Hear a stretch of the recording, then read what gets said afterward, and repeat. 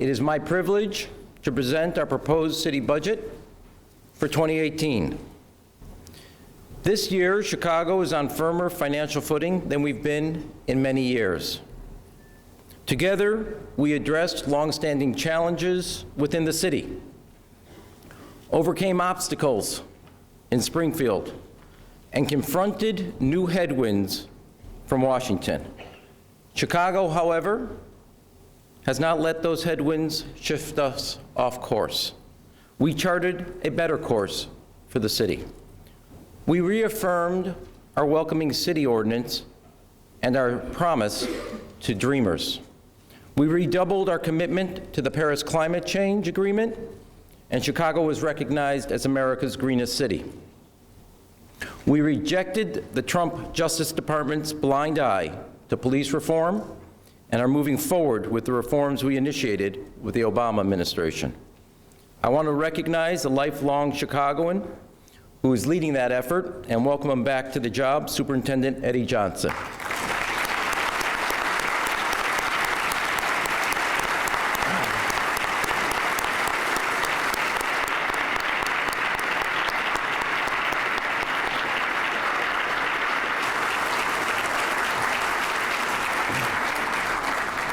Or as I like to refer to him, Chicago's newest newlywed. I also want to take a moment to thank First Deputy Kevin Navarro and Chief of Patrol Fred Waller for their leadership in this interim.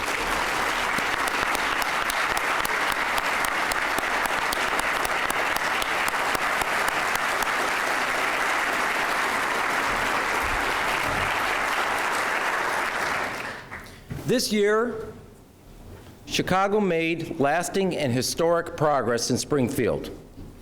Our children and our taxpayers are finally being treated fairly by the state of Illinois. Our pensions are on a path to solvency. Our taxpayers are saving millions of dollars, and our future is brighter than it's been in a while. Thanks to that progress, the children of Chicago will no longer be shortchanged on fair funding for their futures. Thanks to that progress, Springfield will invest equitably in every child, whether she comes from Woodlawn or Winnetka, Edgewater or Evanston, Little Village or Lake Forest, Sauganash or St. Charles. The decades of unjust school funding from Illinois are behind us. The dawn of a new day for Chicago students has just begun. Now, our progress in Springfield was not confined to our classrooms. Stiffer penalties for repeat gun offenders, which Superintendent Johnson and I advocated for, have been passed into law. The reforms we fought for to put Chicago's pension funds on the path to solvency are now codified. The homeowners and seniors exemptions we called for to protect middle-class property taxpayers and seniors in Chicago have been enacted. This will mean a $3,000 expansion for every homeowner in the city, a 40% increase in the homeowner's exemption. The authority we fought for to save Chicago taxpayers millions of dollars by lowering interest costs has been won. And the resources we fought for to invest in Chicago's future have been passed into law over the governor's opposition. This progress builds on our progress. We never asked Springfield to solve Chicago's fiscal problems. We only sought the tools to do the hard work ourselves. And thanks to the support of this council, the city's finances are back on track. There were political risks over the years, but you knew that politics as usual would not fix the challenges we inherited. And in fact, it was politics as usual that's got us into this fix in the first place. I want to thank all of Chicago's taxpayers for doing their part to solve Chicago's financial problems and usher in a new day. In fact, we're already seeing some of the results, whether measured in new jobs, new companies, new industries, or new graduates. For 6 years, Chicago has come together, rolled up our sleeves, done the hard work of confronting our fiscal challenges. Together, we took on a broken budget, and with this budget, we'll have slashed our structural deficit by 82%. We've moved each of our 4 pensions from a path of insolvency to a path of solvency. The pension funds that for too long contributed to doubts about Chicago's fiscal health are now a factor driving Chicago's fiscal stability. When S&P upgraded their outlook for the city of Chicago to stable, they noted our pensions as a reason. In addition, the days of fiscal smoke and mirrors are behind us. The days of selling off assets to balance the budget and pay Chicago's bills are behind us. The days of raiding the rainy day fund to keep the city afloat are behind us. With this budget, once again, we will continue saving for Chicago's future rather than selling it short. Now, despite all the fiscal reforms we've made, and despite all the hard work we have done, one last budget gimmick continues to hover over the city's finances. We refer to it here in this chamber as scoop and toss. I refer to it as using your MasterCard bill to pay off your Visa bills. And I'm proud to say that with this year's budget, for the first time in over a decade, the city of Chicago will not depend or use the scoop and toss to balance our budget. We are finally putting an end to this old financial head fake and doing it a year ahead of schedule. It is one more sign of the progress we have made together. Every single bad financial practice we inherited in 2011 has now been eliminated from the budget. We have traded fiscal tricks for honest books. We have put an end to the fiscal shenanigans of the past while investing in the strengths of Chicago's future. With this budget, we will continue on the path of both reforming spending and investing in the future. While we have done the hard work of putting our finances back on sound footing, we have simultaneously more than tripled our investments in Chicago's children. We have never and we will never balance our budget on the backs of our children. We've expanded after-school activities, we've expanded summer jobs, we've expanded safe passage routes, and we've expanded mentors. This year, we will increase our investments in Chicago's children for a 7th consecutive year.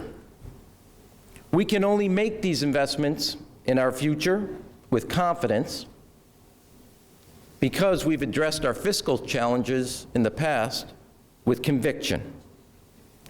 Since 2012, working with labor, we have kept our health care costs for employees roughly flat, something the private sector is actually jealous of. In addition, we have saved $25 million a year by reforming the way we deliver basic neighborhood services, including putting garbage pickup on a more efficient grid system.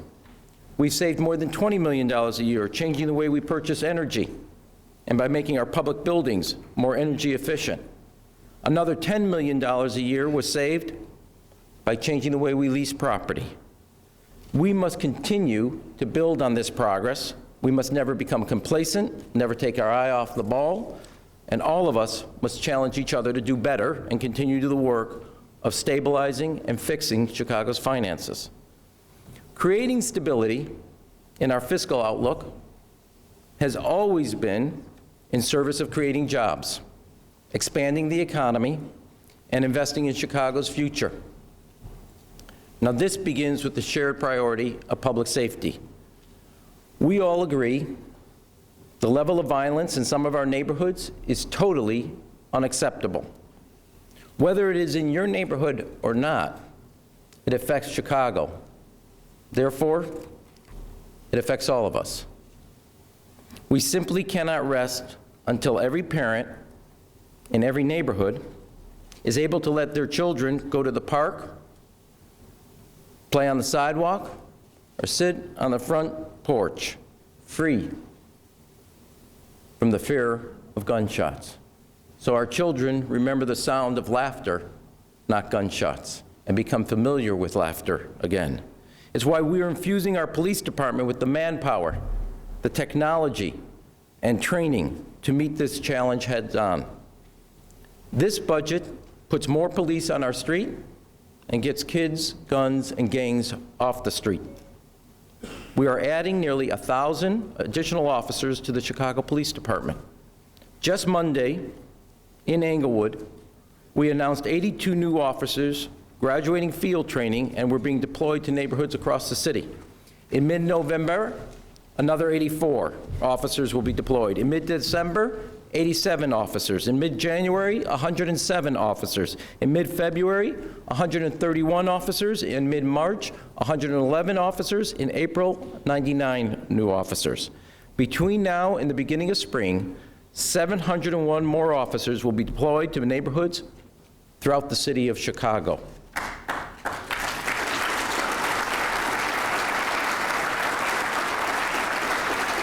And of equal value, these officers will reflect the diversity of this great city. Just as Chicago's police department has the most diverse command staff in its history. By the end of the year, every patrol officer will be equipped with a body camera, a year ahead of schedule. Every officer's been equipped with a taser. Every officer is receiving new training in de-escalation, mental health response, and a revised use of force policy. Superintendent Johnson has challenged the entire department to think differently, to shift from reactive policing towards proactive, predictive policing. As part of that shift, this year we set up 6 strategic decision centers on the south and west sides. In these districts, the hard work of our officers and command staff is being backed up by new technology and analytics. In those areas, overall shootings are down 23% in the 6 districts, outpacing the citywide reduction. In Englewood, in the 7th district, shootings are down 43%, homicides are down 40%, and there has not been a single shooting in Englewood 7th district in 10 days.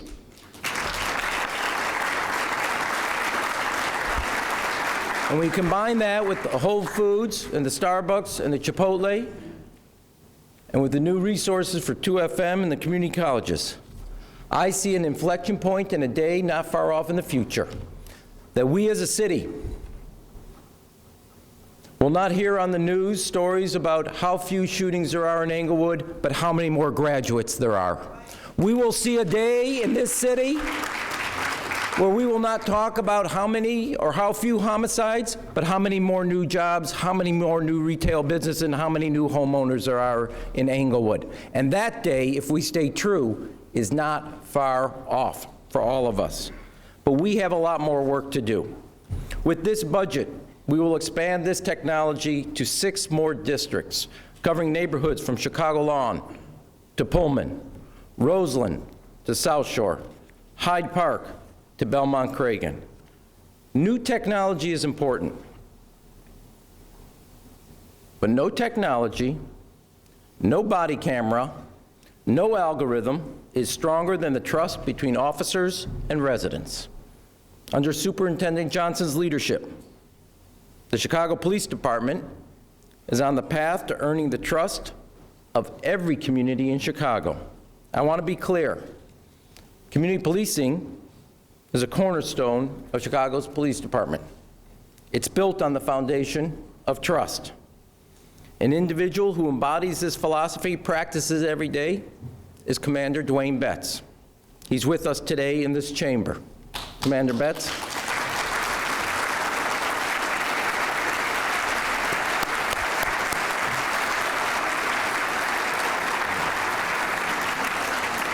We are promoting him today to the head of community policing citywide, based on his record that he's built in the 15th district in Austin.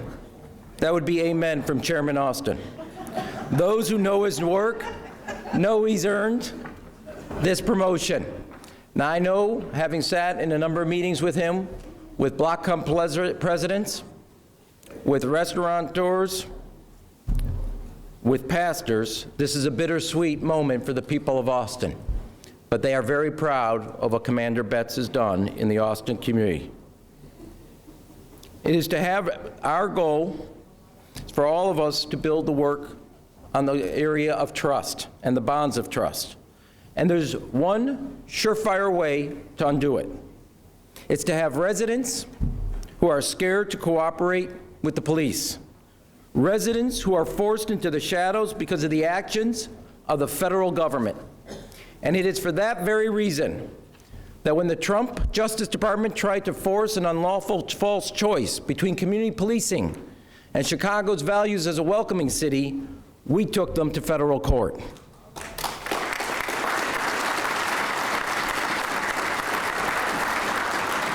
Last month, Chicago won a national victory blocking the Attorney General and the Trump administration from withholding grants from welcoming cities across America. Last week, that ruling was upheld by the judge. Now, make no mistake about it. This legal fight is a fight for who we are.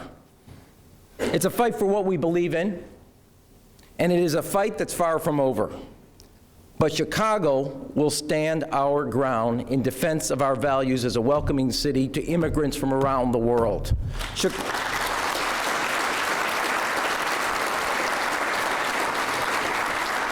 And Chicago will stand firm in defense of our belief in community policing, and we will never waver. That is why we're also going to create a modern public safety training academy in the West Garfield neighborhood. The new academy will be a place where every first responder in the city of Chicago receives the best training throughout their careers,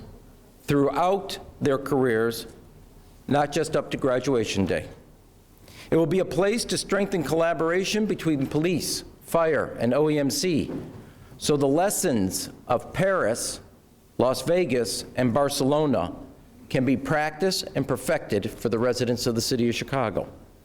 And it will support needed economic and community development on the far west side. We will also modernize 911 and 311. Our residents depend on them. Those systems were built for the days of landlines. They haven't been modernized in decades, so we will modernize them for the mobile smartphone era. We all know that public safety is not the job of the police alone. We as a city must continue to invest in after-school and summer jobs, and we will. We as a city must continue to invest in neighborhood economic growth, and we will. We as a city must continue to reach out to the children and provide them the role models that will influence the rest of their lives, and we will. These investments are as important as how many officers we have on the streets in our neighborhoods. There is not a single district commander of our 22 districts who does not want to see more school, after-school activities, more mentors, more summer jobs, and safe passage routes in their districts. With this budget, we'll provide after-school activities to an additional 15,000 students, bringing citywide total to over 110,000 kids.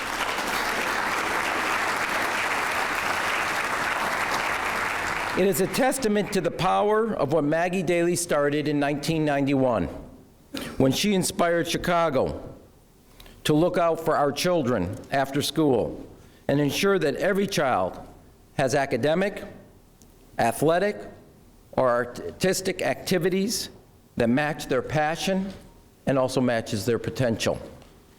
Our responsibility to our children does not end when the school bell rings, either at the end of the day or end of the year. With this budget, we'll continue to strengthen One Summer Chicago, so our kids not only get a job, a paycheck, but all the values and experience that comes with it. With this budget, we will continue to expand safe passage routes to an additional 10 schools, helping protect nearly 80,000 children, a record high for the city. So our students, to and from school, can focus on their studies, not their safety. With this budget, we will expand our investments in mentoring programs like Becoming a Man and working on womanhood, so more young men and women in Chicago can look back on the decisions they make in high school with pride rather than with regret. Today, we as a city are ahead of schedule in providing mentors to every young man in 8th, 9th, and 10th grade in our 20 most challenging neighborhoods. Now, you know I've joined, and a number of you have been with me, a number of Becoming a Man sessions throughout the city and our high schools. Amy, the First Lady of the city, and my lovely bride who's with us today, has also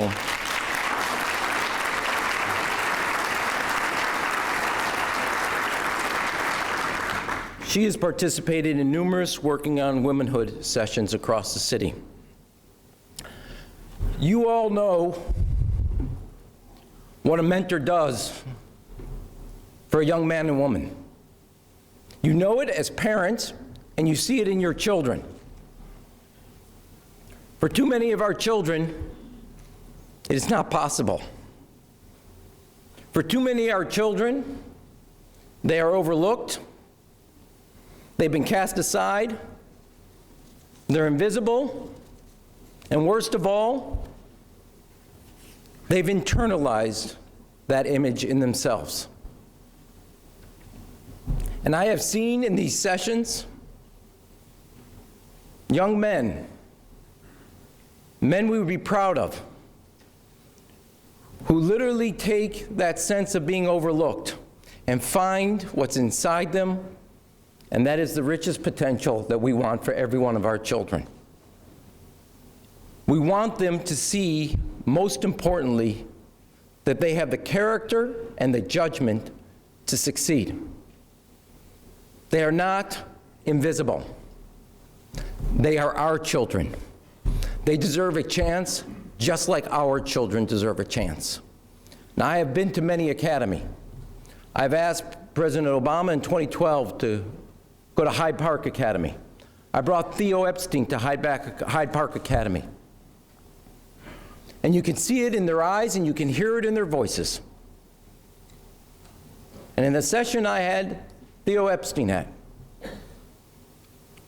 German Sims, who's with us today, said, you know, he wasn't thinking much about his future. He wasn't sure he was going to make it to high school. Graduation day. Through BAM, through what his teachers have provided, just like Hyde Park Academy, whose graduation rate has gone from 60% to 90%, German's not only thinking about high school graduation, he's applying to 5 universities, and let me tell you, they'd be lucky to have him.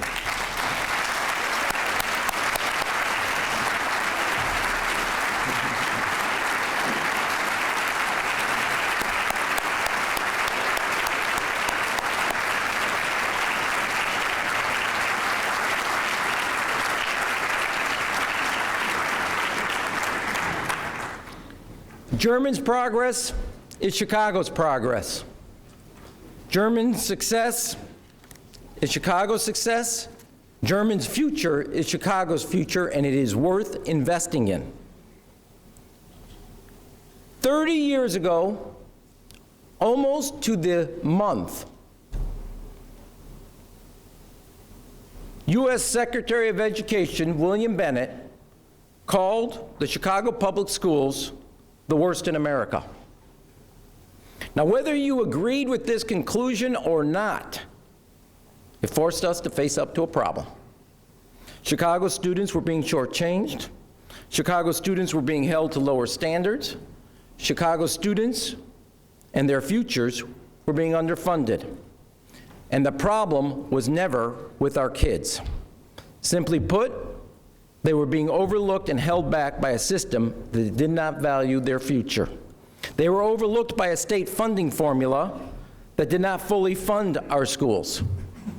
They were overlooked by a school system that permitted the shortest school day and the shortest school year in the United States of America.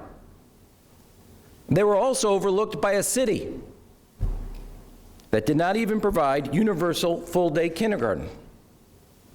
But all of us looked our children squarely in the eye, and we said for them to live up to their full potential, we have to live up to our full responsibility to them. That is why, since 2011, we have invested more than $3.2 billion in improvements in Chicago public schools. Now, fewer and fewer students are learning in hallways and stairwells, and more are learning in modern classrooms, art rooms, computer labs, science labs, and athletic facilities. And every classroom, for the first time ever in the city of Chicago, has air conditioning. So our kids can focus on the teacher, not the temperature in the room, except for on finals. It's why every year since 2011, we have expanded the International Baccalaureate program, STEM schools, dual credit, dual enrollment in our community colleges, and advanced placement classes. Today, Chicago has the largest international baccalaureate program in the United States of America. Today, Chicago has among the largest dual credit, dual enrollment programs in community colleges in the country. Today, Chicago has one of the largest advanced placement programs in the country. And every year since 2011, we have expanded access to full-day pre-K. And this year, we will continue to do even more. We will create 5 new early childhood education centers. More children will have spaces to learn and play during the day with an education that is totally focused on the early years. And it's complementary to what we see in our neighborhood libraries for toddlers. More families will have access to high-quality pre-K options in their neighborhoods, the same options all of us in this room provide our very own children. Our responsibilities to our children start before kindergarten starts. Our responsibilities to our children also continue after high school ends. High school graduation is no longer the end point.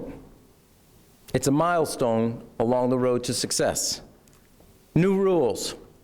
You have to start earlier and go longer when it comes to your education and your career.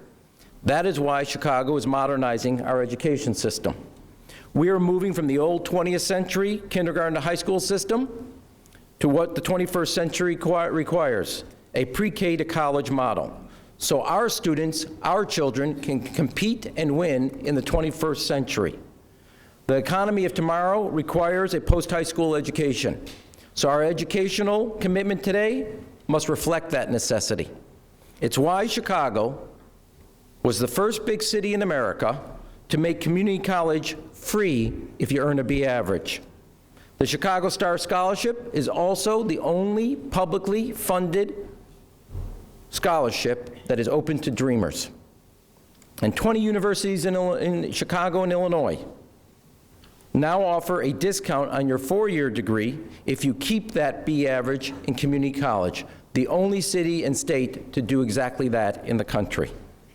In many ways, Chicago's education system has gone from a national laggard to a national leader. Today, 7 of the 10 best high schools in the state of Illinois, Chicago Public High Schools. 3 of the 10 best high schools,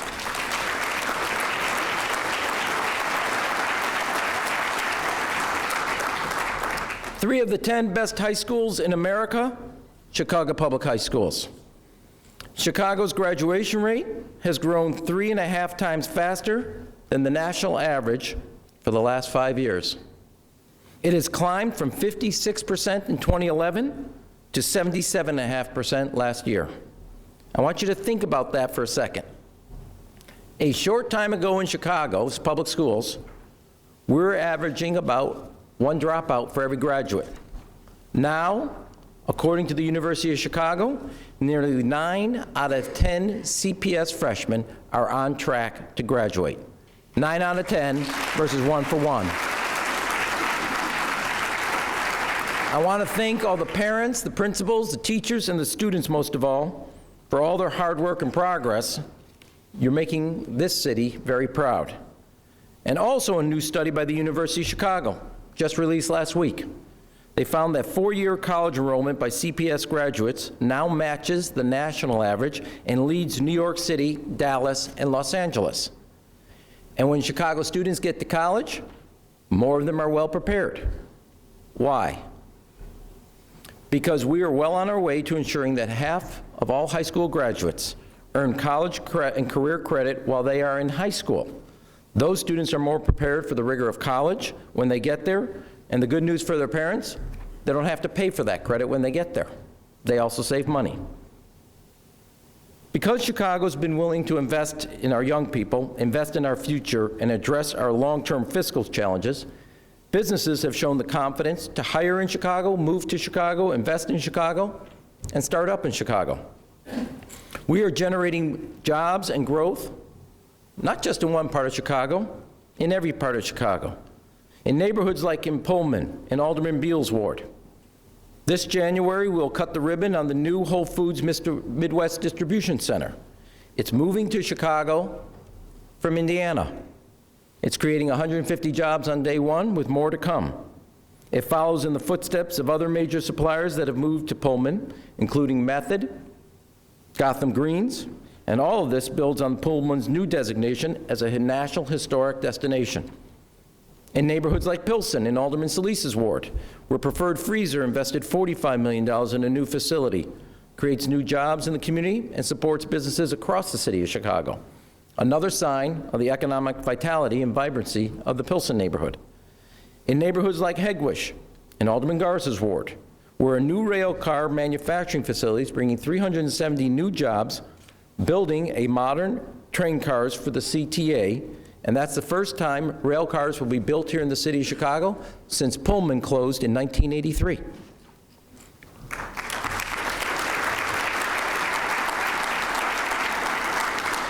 In neighborhoods like Bronzeville and Alderman Keene's ward, where new Mariano's created 400 jobs and features products from small businesses like Sweet Love in North Lawndale and 47 other local suppliers that they have on their shelves. In neighborhoods like West Humboldt Park, in Alderman Mitz's ward, where Friedman Seating is creating 300 more manufacturing jobs, making new seats for the CTA. It's the first time Friedman Seating has had a contract with the CTA, and it makes seats for the Chicago CTA. We are linking the record growth we see in our central business district to neighborhoods across the city, because we are one Chicago with one future. A few months ago, a number of you and I stood with small business owners across the south, southwest side, and the west side of the city of Chicago. Businesses like Shaw and Michelle's Homemade Ice Cream in Bronzeville, the Original Soul Vegetarian Restaurant in Chatham, La Hacienda in Gage Park, 32 of them in all. We were together in Lawndale to award the first round of the $3.2 million in grants for the Neighborhood Opportunity Fund, something we created together. It's money from the McDonald's relocation from Oak Brook to Chicago, and that's now flowing to neighborhood retail stores throughout the city. We just tapped another $2.5 million for 25 more small businesses that make up our neighborhood retail corridors. Now, you guys have heard me say this numerous times. Kids cannot be what they cannot see. And think of the difference for a young man, young girl going to school. If there's a business in the neighborhood, coffee shop, a restaurant, a flower shop, a dry cleaner, the sign says open, it also says we're hiring. What that means beyond just the job and the vibrancy of a retail economy, what it means to that child who can see in front of them what they know should be in front of them, versus that child who walks by that building and is boarded up. What do they see there? And what do they imagine for themselves? That's the choice in front of us. That is why with this budget, we're going to continue to make key investments in our neighborhood economy. Things like eliminating the amusement tax on neighborhood theaters and music venues where our local artists perform. We will allow smaller theaters to thrive and give a hand to local artists and culture that Chicago's famous for. At the same time, we're going to raise the amusement tax for larger venues and use those resources to support arts programs for our children. We will be the city that eliminated the head tax for businesses and the amusement tax for small theaters, music venues, and our local artists.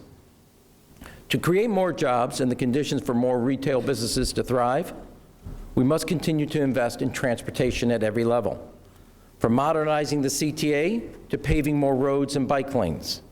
We're not going to wait for the resources from Washington or Springfield or hold our breath. It's been over a decade since we've had a transportation bill from Springfield, and we all know the prospects for the Trump infrastructure bill do not look bright. But the city of Chicago cannot put our future on hold. To continue to build a modern transportation system that works for every Chicagoan, we will increase the fees on the rideshare companies. We're going to use those resources to make needed investments in modernizing our transportation in Chicago for every resident. Whether you travel by car, train, bus, or bike, we will be the first city to tap the rideshare industry for resources to modernize our transportation system. The investments we make in transportation will serve Chicago residents, employers, and employees today, tomorrow, and for the years ahead. We'll continue to make public investments which lead to private investments. There are more than $20 billion in major building projects moving forward across Chicago, an unprecedented investment by the private sector, reflecting an unprecedented confidence in Chicago's future. There are 58 cranes in the sky, more than there have been in decades, building a new Chicago. Industrial occupancy, a 20-year peak. Think about this. Every year for the last 4 years, more companies have moved to Chicago than any other American city. Every year for the last 5 years, we've led the country in direct foreign investment. Over the last 6 years, Chicago's economy has grown faster than the economies of New York City, Washington, D.C., or the national average. Chicago's attracted 120,000 new jobs in the last 6 years, and we've cut unemployment nearly in half. The steady stream of companies choosing to relocate to Chicago is not stopping. Just yesterday, Walgreens announced they're moving their digital team to Chicago, bringing 300 more jobs to the city. Mars Foods just announced they're moving their North American headquarters from Los Angeles to Chicago. They now have 1,200 employees at their Goose Island campus. They recognize what we already know, what ConAgra, Core Mining, and GE Healthcare recognized when they moved their worldwide headquarters from Omaha, outside of Boise, and London. Chicago has the most talented workforce at every level. Chicago has the most diversified economy of any major city. Chicago is now the best educated big city in America. We are home to a larger share of college graduates than either New York City, Los Angeles, Houston, or Philadelphia. A.T. Kearney's Global Cities ranking ranks Chicago the 7th most competitive economy in the world and the 2nd most competitive economy in North America. Now, you just can't rest on a ranking. If you want that future, you have to invest in that future, and we will with this budget. As we all know, more investments mean more businesses and jobs for our residents, more revenues for our city to do the tough things of investing in our children and our future. It also helps us turn the vicious cycle of poverty and crime into a virtuous one of jobs and growth. It helps us create inclusive economic growth so every part of Chicago can make progress together. One Chicago, one future. A new McDonald's headquarters in Fulton Market can help finance improvements to a bakery in Bronzeville, a floral shop in Roseland. A new headquarters by Kraft Heinz and ConAgra can help fund the hatchery in East Garfield Park, a new shared innovation space for Chicago's next entrepreneurs. And a new Whole Foods in Englewood can feature products from small businesses like T-Squares in Chatham and 34 other local suppliers on their shelves, ensuring that as Chicago grows, we grow together. Progress is never easy. but it is always worth fighting for. When Secretary William Bennett said Chicago had the worst school system in the country, that problem then was seen as intractable. Just so you know, in the same speech, he said it would take a person of steel to make progress. Well, he's never met Chicago's teachers and our students. They proved him wrong.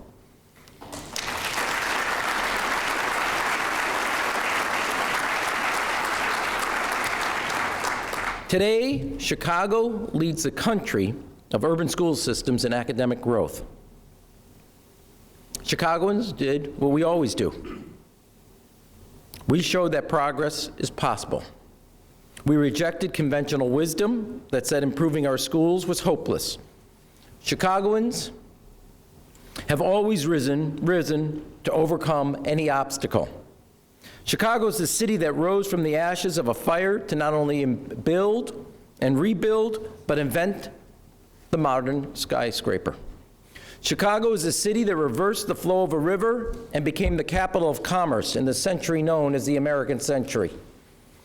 Chicago is a city where a community organizer could come after college and start a career, return after law school, start a family, and go on to become president of the United States of America because Chicago believed in him and he believed in Chicago.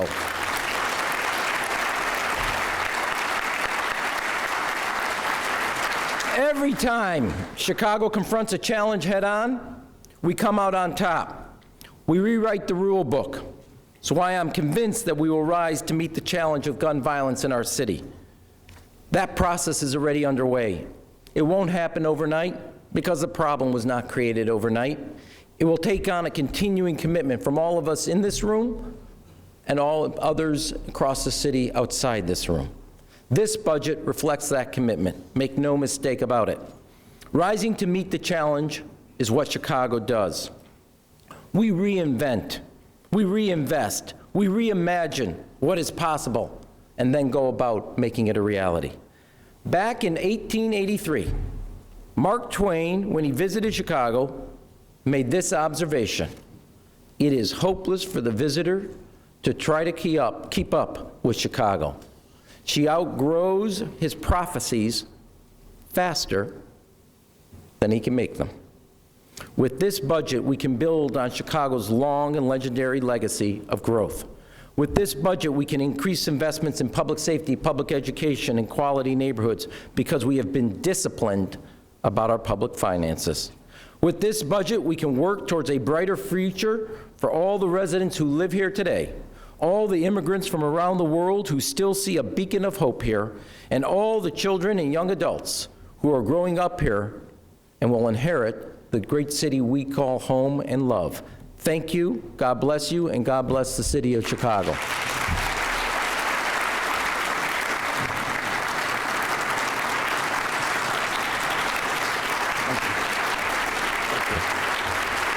Thank you.